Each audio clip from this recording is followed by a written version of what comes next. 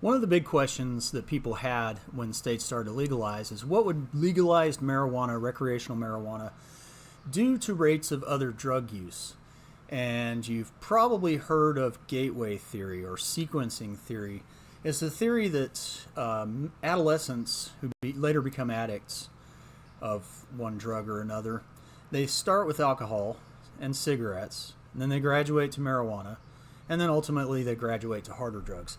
The way a friend of mine put it, I've always been a little bit skeptical because I've known a lot of potheads in my life and none of them would touch heroin. But the way one of my friends put it is that show me a heroin addict that didn't start with marijuana. But that's like saying show me a beer drinker that doesn't become a raging alcoholic. We know lots of people that drink beer recreationally that don't become alcoholics. And when we look at overdose rates, this is from the year 2019, and this comes from National Institutes of Health, the data. We look at the highest rates of addiction and overdoses. They're actually in states like West Virginia. They're not out west. These are fairly low, or kind of middle pack to low. West Virginia and Ohio have high rates of addiction. And this is kind of hard to explain unless you think of what else was going on at the same time. That opiate prescriptions were becoming quite popular. And in fact, there was a recent documentary on HBO called Crime of the Century that showed that these pharmaceutical companies were aggressively marketing, their sales reps were aggressively marketing to doctors these prescription medications being used, opiates specifically, to use in patients with moderate pain. These used to be prescriptions used only for people with end-of-life pain or cancer pain. And suddenly they're being used in people with backaches and toothaches, aggressively marketed to doctors. And they lied and told them it was safe. They have low levels of addiction. And that wasn't true. And recent statistics have shown that almost 80% of heroin addicts started off with prescription opiates. And then they couldn't get their opiates anymore, so they graduated to heroin. And a lot of scholars have begun to really seriously question gateway theory. They say it's not necessarily the drugs themselves, it's the behavior. Adolescents who become addicts later in life exhibit sort of what they call a lifestyle trajectory. They have a history of delinquent behavior or criminality, hanging out with other adolescents who have delinquent behaviors. So let's look at the states that have legalized, and this is percent change in drug deaths.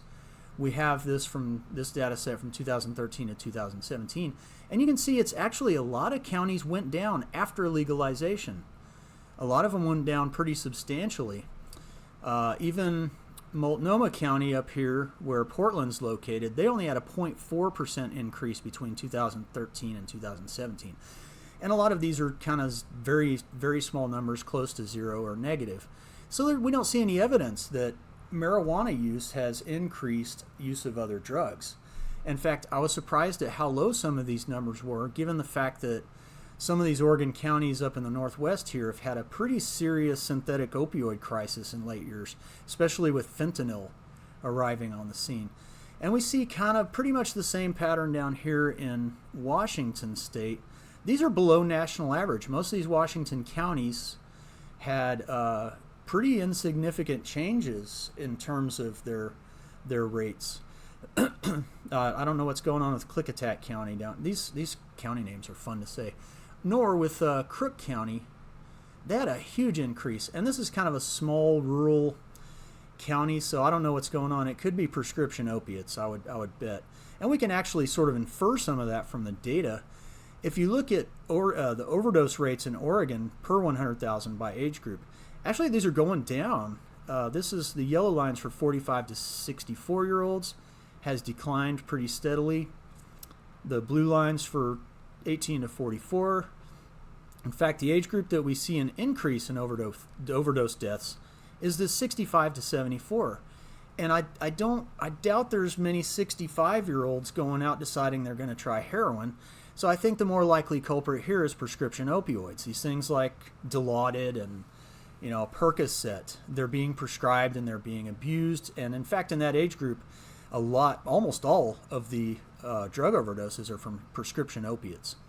So I'm doing a video next on drug treatment center admissions post legalization, and you might be surprised. Stay tuned.